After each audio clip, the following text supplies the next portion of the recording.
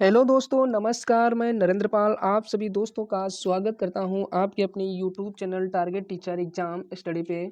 तो दोस्तों आज हम लोग बात करेंगे यूपी ट्रिपल एस सी पेट 2021 के अंतर्गत इतिहास के महत्वपूर्ण विगत वर्षों में पूछे गए प्रश्न।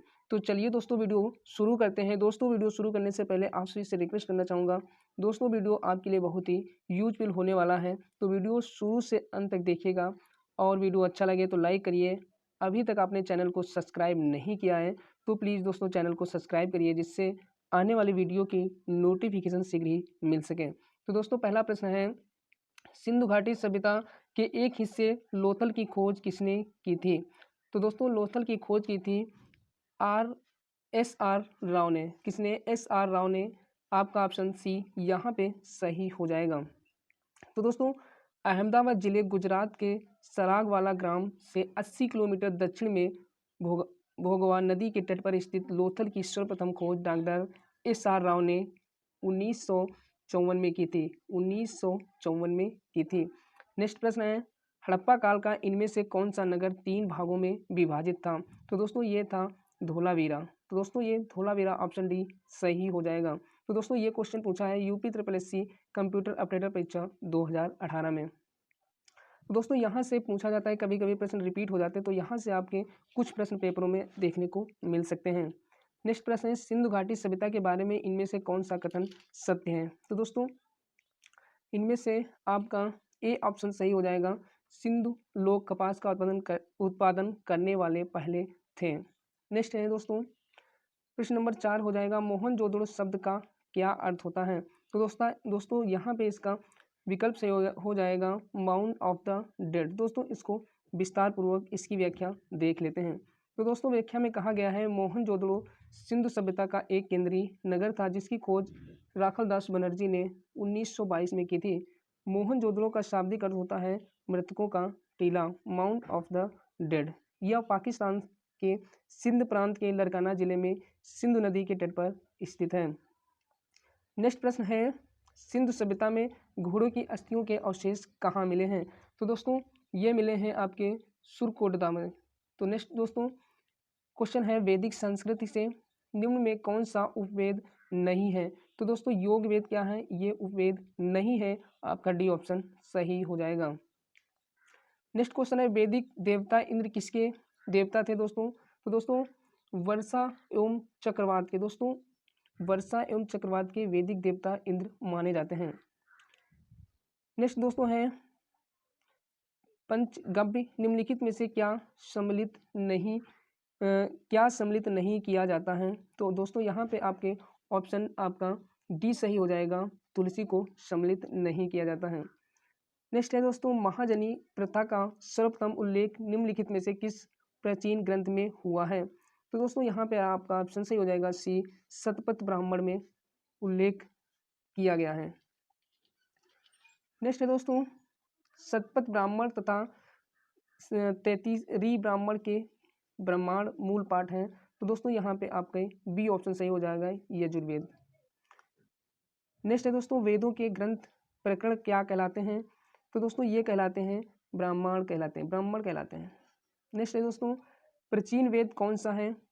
तो प्राचीन वेद है यहाँ पे आपका बी ऑप्शन सही हो जाएगा, ऋग्वेद सबसे प्राचीन वेद है। दोस्तों इसकी व्याख्या देख लेते हैं, प्राचीनतम वेद ऋग्वेद है या अन्य वेद यजुर्वेद, सामवेद और अथर्ववेद हैं। यजुर्वेद में यज्ञ में देवताओं का आवाहन करने के लिए मंत्र हैं। यह सनातन धर्म का आरंभिक सूत्र है। इसके सूत्रों की संख्या 1028 तथा मंत्रों की संख्या 10,552 है। इनमें देवताओं की स्तुति की गई है। इनमें 10 मंडल हैं। तो दोस्तों ये आपसे पूछा जा सकता है कि इनमें सूक्तों की संख्या कितनी है या मंत्रों की संख्या कितनी है। तो दोस्तों नेक्स्ट प्रश्न है, ऋग्वेद में निहित गायत्री मंत्र किस देवता को समर्पित है? तो दोस्तों यहाँ पे आपका डी ऑप्शन सही हो जाएगा, सावित्री देवता को। नेक्स्ट है, रामायण में मांडवी किसकी पत्नी थी? तो दोस्तों ये आपका ऑप्शन यहाँ पे सही हो जाएगा, बी ऑप्शन सही हो जाएगा, भरत की। नेक्स्ट है, महाभारत में वर्णित कुरुक्षेत्र की लड़ाई कितने दिन तक लड़ी गई थी? तो ये लड़ी गई थी 18 दिनों तक। बी ऑप्शन सही हो जाएगा। दोस्तों अब बौद्ध धर्म गौतम बुद्ध जीवन एवं शिक्षाओं से संबंधित महत्वपूर्ण आपको प्रश्न देखने को मिलेंगे। तो दोस्तों यहाँ पे पहला प्रश्न है, निम्नलिखित में से कौन सा बौद्ध पवित्र स्थल निरंजना नदी पर स्थित था। तो दोस्तों ये आपका बोध गया निरंजना नदी पे स्थित था। प्रश्न नंबर इसमें फर्स्ट ए विकल्प सही हो जाएगा। नेक्स्ट है दोस्तों, नेक्स्ट प्रश्न है, बोध गया एक महत्वपूर्ण बौद्ध तीर्थ क्यों है। तो दोस्तों ये है क्योंकि गौतम बुद्ध ने यहाँ ज्ञान प्राप्त किया था। नेक्स्ट है दोस्तों, ज्ञान प्राप्त करने के बाद गौतम को किस रूप में जाने लगा था। तो ये जाना जाने लगा था बुद्ध के रूप में। बी ऑप्शन सही हो जाएगा। नेक्स्ट है, किस स्मारक से गौतम बुद्ध ने दुनिया के लिए बौद्ध धर्म के अपने दिव्य ज्ञान का प्रचार किया था। तो दोस्तों यहाँ पे आपका ऑप्शन बी सही हो जाएगा। परंतु दोस्तों इसकी आपको व्याख्या दिखाई देते हैं। दोस्तों इसमें कहा गया है कि गौतम बुद्ध को बोध गया वर्तमान में महाबोधि मंदिर समूह में ज्ञान प्राप्त हुआ था। दोस्तों नोट करके दिया गया है, इस ज्ञान का प्रचार का आरंभ धर्म चक्र परिवर्तन उन्होंने ऋषिपत्तन सारनाथ वाराणसी से किया था। कहाँ से? सारनाथ वाराणसी से किया था। विकल्प में दोस्तों सारनाथ ना होने के कारण महाबोधि के उत्तर के रूप में चयन किया जा सकता है। तो दोस्तों इसलिए आपका यहाँ पे बी ऑप्शन सही हो जाएगा। नेक्स्ट है दोस्तों, बुद्ध को परिनिर्वाण कहाँ प्राप्त हुआ था। तो दोस्तों ये प्राप्त हुआ था कुशीनगर।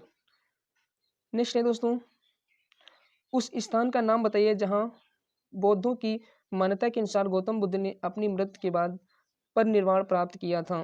तो दोस्तों यहाँ पे आपका वी ऑप्शन सही हो जाएगा, कुशीनगर। नेक्स्ट है दोस्तों प्रश्न, बौद्धों के लिए उत्तर प्रदेश में स्थित सारनाथ क्यों महत्वपूर्ण है। तो दोस्तों क्यों महत्वपूर्ण है? क्योंकि भगवान बुद्ध ने सारनाथ में ज्ञान प्राप्त किया था। ए ऑप्शन सॉरी दोस्तों यहाँ पे डी ऑप्शन सही हो जाएगा। ज्ञान प्राप्त करने के बाद भगवान बुद्ध ने सारनाथ में अपना पहला उपदेश दिया था। तो दोस्तों यहाँ पे डी ऑप्शन सही हो जाएगा।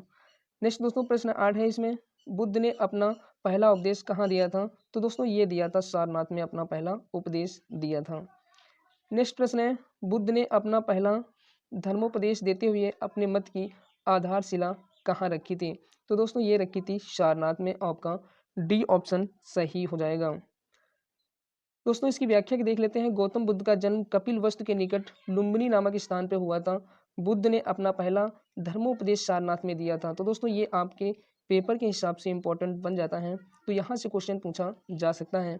यहाँ उन्होंने 5 ब्राह्मण सन्यासियों को पहला उपदेश दिया जिसे बौद्ध धर्म में धर्म चक्र परिवर्तन कहलाया। तो दोस्तों ये आपके लिए इम्पोर्टेंट प्रश्न बन जाता है। नेक्स्ट है, गौतम बुद्ध ने धर्म चक्र परिवर्तन सूत्र का उपदेश कहाँ दिया था। तो दोस्तों ये दिया था सारनाथ में। नेक्स्ट क्वेश्चन है, पाली में बौद्ध ग्रंथों को आमतौर पर त्रिपिटक यानी थ्री फोल्ड बास्केट कहा जाता है। इनमें से कौन सा त्रिपिटकों में से नहीं है। तो दोस्तों ये उपशाखा पिटक नहीं है, जबकि अभिधम्म पिटक, शुद्ध पिटक और विनय पिटक ये आपके हैं। नेक्स्ट दोस्तों, नागार्जुन कौन थे। ऑप्शन है दोस्तों यहाँ पे आपका वी सही हो जाएगा, एक बौद्ध दार्शनिक। नागार्जुन एक बौद्ध दार्शनिक थे। नेक्स्ट प्रश्न है, भारत में स्थित किस शहर को विश्व का सबसे पुराना शहर माना जाता है। तो दोस्तों वाराणसी, जिसे बनारस के नाम से जाना जाता था, ये सबसे पुराना शहर माना जाता है। नेक्स्ट है दोस्तों, राजा बिम्बिसार के दरबार में उस प्रसिद्ध चिकित्सक का क्या नाम है जो भगवान बुद्ध के निजी चिकित्सक थे। तो दोस्तों इनका नाम था जीवक। सी ऑप्शन सही हो जाएगा। दोस्तों इसकी व्याख्या देख लेते हैं। जीवक प्राचीन भारत के प्रसिद्ध आयुर्वेदाचार्य थे। ये गौतम बुद्ध के निजी चिकित्सक तथा बिम्बिसार के चिकित्सक भी थे। बिम्बिसार मगध का राजा था तथा अजातशत्रु बिम्बिसार का पुत्र था। नेक्स्ट क्वेश्चन है दोस्तों, जैन धर्म महावीर जीवन एवं शिक्षाओं से संबंधित। ये आपके यूपी ट्रिपल सी पेट में ये सिलेबस दिया गया है। तो दोस्तों यहाँ से क्वेश्चन विगत वर्षों में पूछे गए हैं। पहले जैन तीर्थकर कौन थे। तो दोस्तों ऋषभ देव क्या थे, पहले जैन तीर्थकर थे। दोस्तों इसकी व्याख्या देख लेते हैं। जैन परंपरा के अनुसार जैन धर्म में कुल 24 तीर्थकर हुए हैं। अभी तक दोस्तों कितने 24 हुए हैं। जैन धर्म के मूल संस्थापक प्रवर्तक प्रथम तीर्थकर ऋषभ देव या आदिनाथ माने जाते हैं। कौन माने जाते हैं? ऋषभ देव या आदिनाथ माने जाते हैं। 23वें तीर्थकर पार्श्वनाथ थे। दोस्तों अगर पूछा जाए कि जैन धर्म के 23वें तीर्थकर कौन थे, तो पार्श्वनाथ थे। जबकि 24वें स्वामी महावीर स्वामी 24वें तीर्थकर थे, जिन्होंने 6ठी शताब्दी ईसा पूर्व जैन आंदोलन का प्रवर्तन किया। तो दोस्तों 24वें जैन तीर्थकर में से अंतिम तीर्थकर कौन थे? तो दोस्तों ये महावीर स्वामी थे। आपका सी ऑप्शन सही हो जाएगा। नेक्स्ट प्रश्न है, जैन धर्म में 3 रत्न त्रिरत्न दिए जाते हैं और उन्हें निर्वाण का मार्ग कहा जाता है, वे क्या हैं? तो दोस्तों यहाँ पे आपका डी ऑप्शन सही हो जाएगा। सही विश्वास, सही ज्ञान और सही आचरण, ये जैन धर्म में त्रिरत्न कहे जाते हैं। नेक्स्ट है दोस्तों, मनुष्य जीवन का सर्वोत्तम देह है केवल्य, जिसका अर्थ है क्या है? इच्छाओं पर विजय प्राप्त करना। ए ऑप्शन आपका सही हो जाएगा। नेक्स्ट है, मौर्य वंश सम्राट अशोक से संबंधित प्रश्न। मेगस्थनीज जिन्होंने भारत के बारे में प्रसिद्ध ग्रंथ इंडिका लिखी है, वह मूल रूप से किस देश से आए थे? तो वो आए थे दोस्तों ग्रीस देश से। दोस्तों इसकी अगर आपकी व्याख्या दी जाए तो आपका ये क्वेश्चन इंपॉर्टेंट बन जाता है, यहाँ से व्याख्या इंपॉर्टेंट हो जाएगी। मेगस्थनीज मूलतः ग्रीस यूनान का निवासी था, जो सेलुकस निकेटर का राजदूत था। किसका? सेलुकस निकेटर का राजदूत था। मेगस्थनीज सम्राट चंद्रगुप्त मौर्य के समय भारत आया था। मेगस्थनीज की प्रसिद्ध पुस्तक का नाम इंडिका है। क्या है दोस्तों? इंडिका है। नेक्स्ट है, विशाख दत्त द्वारा लिखित मुद्रा राक्षस कौन सी भाषा में लिखी गई है? तो दोस्तों ये लिखी गई है संस्कृत भाषा में। दोस्तों नेक्स्ट है, इसमें सम्राट अशोक का कौन सा शिलालेख कलिंग पर उसकी विजय का उल्लेख करता है? तो दोस्तों ये आपका डी ऑप्शन सही हो जाएगा। 13वें दोस्तों डी ऑप्शन सही हो जाएगा यहाँ पे। नेक्स्ट है प्रश्न, अशोक के आक्रमण के दौरान कलिंग पूर्वी प्रांत की राजधानी कौन सी थी? तो दोस्तों इसकी राजधानी थी तोसली। नेक्स्ट प्रश्न है, निम्नलिखित में से कौन सा अशोक के साम्राज्याधीन नहीं था? कौन नहीं था? तो दोस्तों ये कमरूप ये इसके अधीन नहीं था। नेक्स्ट है प्रश्न, अशोक के कौन से शिलालेख में ब्राह्मी लिपि का प्रयोग नहीं किया गया था? तो दोस्तों ये शाहबाजगढ़ी के शिलालेख में ब्राह्मी लिपि का प्रयोग नहीं किया गया था।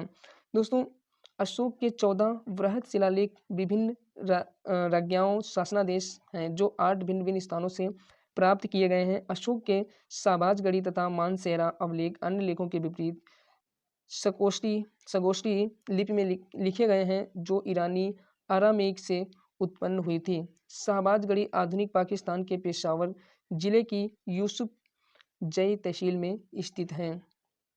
नेक्स्ट है दोस्तों, अशोक के प्रधान शिलालेखों में सबसे बड़ा शिलालेख कौन सा है?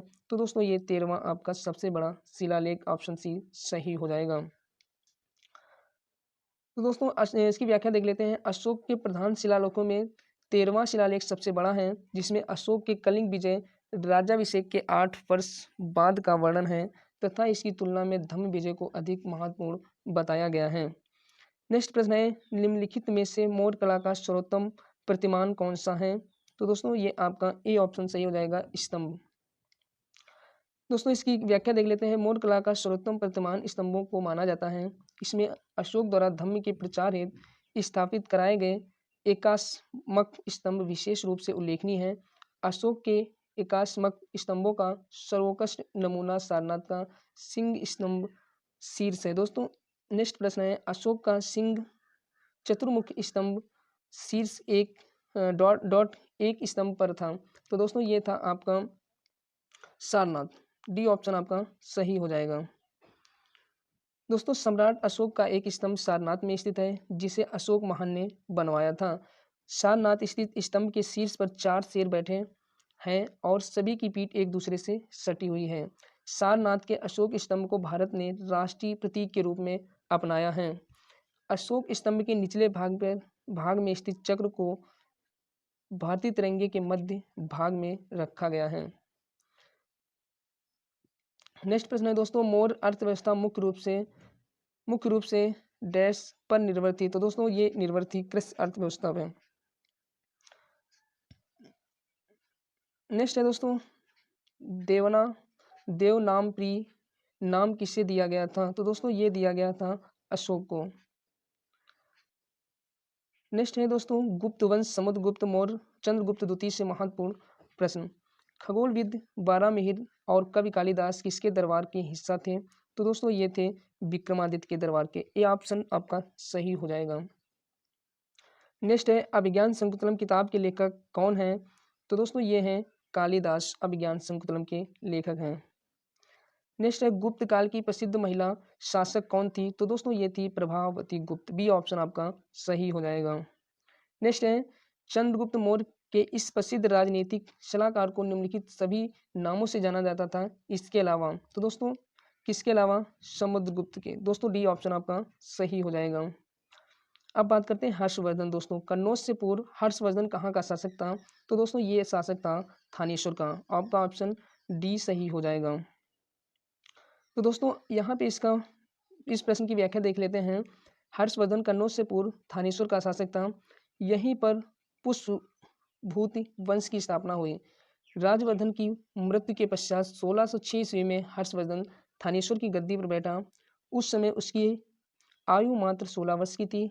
हर्ष के शासनकाल में ही चीनी यात्री ह्वेनसांग भारत आया था। तो दोस्तों पूछा जा सकता है जो चीनी यात्री ह्वेनसांग है किसके शासनकाल में भारत आया? तो दोस्तों ये शासन हर्ष के शासनकाल में भारत आया। ये आपका क्वेश्चन बन सकता है। नेक्स्ट है दोस्तों हर्षवर्धन ने 5 इंडस्ट्रीज को अपने नियंत्रण में लिया। इनमें से कौन सा 5 इंडस्ट्रीज थे? तो दोस्तों ये आपके थे पंजाब, कन्नौज, बंगाल, बिहार और उड़ीसा। आपका भी ऑप्शन सही हो जाएगा। नेक्स्ट दोस्तों कादम्बरी के लेखक कौन हैं? तो ये थे भट्ट। दोस्तों बाण दोस्तों ये कादम्बरी के लेखक हैं। नेक्स्ट है राजपूत काल से संबंधित महत्वपूर्ण प्रश्न कौन सा साहित्य संगम साहित्य के रूप में प्रसिद्ध है? तो दोस्तों ये आपका तमिल साहित्य हो जाएगा। ए ऑप्शन सही हो जाएगा। दोस्तों इसकी व्याख्या देख लेते हैं। प्राचीन तमिल साहित्य को संगम साहित्य कहा जाता है। संगम तमिल कवियों विद्वानों की एक सभा का परिषद थी जिसका आयोजन पांड्य राजाओं द्वारा कराया गया था। कुल 3 संगमों का आयोजन किया गया था। नेक्स्ट प्रश्न है प्रसिद्ध विरूपाक्ष मंदिर कहाँ स्थित है? तो दोस्तों ये हम्पी में स्थित है।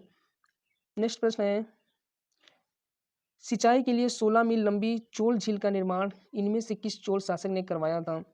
ऑप्शन राजेंद्र प्रथम, राज प्रथम, अधिराज। तो दोस्तों ये करवाया था राजेंद्र प्रथम ने। ये ऑप्शन आपका सही हो जाएगा। नेक्स्ट है दोस्तों चोल अभिलेखों के अनुसार जैन सभाओं को दान में दी जाने वाली भूमि को क्या कहा जाता था? तो दोस्तों यहाँ पे आपका सी ऑप्शन सही हो जाएगा। पल्ली छदनम कहा जाता था।